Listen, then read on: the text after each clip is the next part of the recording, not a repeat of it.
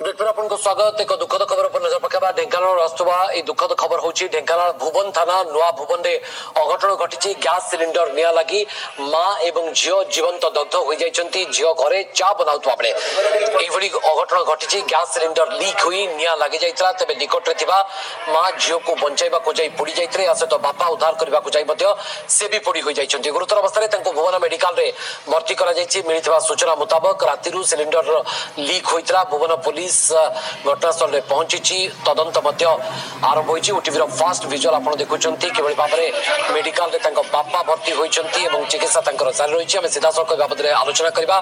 राकेश देहुरी आम प्रतिनिधि आम सहित सीधा सड़क फोन लाइन उपस्थित होती। राकेश ये निश्चित भाव में एक दुखद घटना जहाँ भुवन आसी पहुंचुची बापा जहाँ को मेडिकल भर्ती कर प्रथम अवस्था किभली रही ये घटना केते बड़ गतकाली राति सिलिंडर लीक होता खबर आसुची।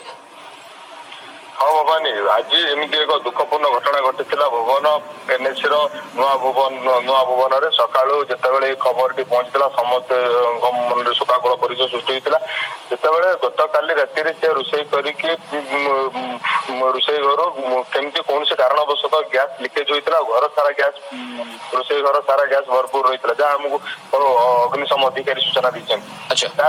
झील सका चाह करने जो रोषे घर को जाइए गैस लगे मात्रे घर सारा हुतु जली माँ पाखरे थे पाखापाखि माँ थे माँ उद्धार करने चेष्टा करते झील कौन कले सी निजे जली जाते।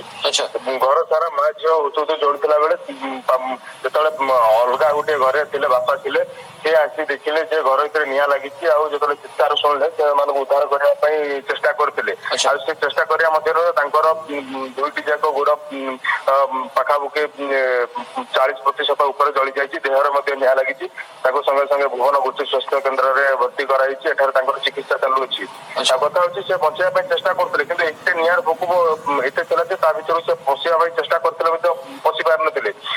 बर्तमान घटनास्थल भुवन आवश्यक ढेंकानाल जिला मुख्य चिकित्सालय में भर्ती कर अधिक चिकित्सा ये सूचना मिलूँ ना नहीं पर्याप्त सुविधा दि जाऊँगी चिकित्सा सुविधा मिलूँ भुवन हस्पिटाल बर्तमान सुधा एवं खासकर माँ और झील मृत्यु घरे है ना हस्पिटाल से बाबद सूचना निश्चित भाव में आपके थी बोध हुए। राकेश हाँ भवानी माँ झील मृत्यु घर ही होगा से जो रोषे घर से घर ही मृत्यु हो जाए। बापा को गुरुतर अवस्था भुवन चिकित्सालय करा प्राथमिक चिकित्सा अच्छी या अधिक चिकित्सा ढेंकानाल जिला मुख्य चिकित्सालय को स्थानांतर कर सूचना अच्छी। घटना पर बर्तमान समग्र अंचल में गोटे शोकाकुल परिवेश खेली जाइए। सका सका जिते गोटे चाह कर गोटे झील माँ बापा चाह पीवे चाह करने जाऊला से घटना घटी कौन असावधान वशत होता है गत काल जो गैस से तल लक कर कि कौन कौन से कारण रही तदंत पर ही जना पड़े। बहुत धन्यवाद राकेश देहुरी। पुलिस पहुंची घटनास्थल तदंत आरंभ होती।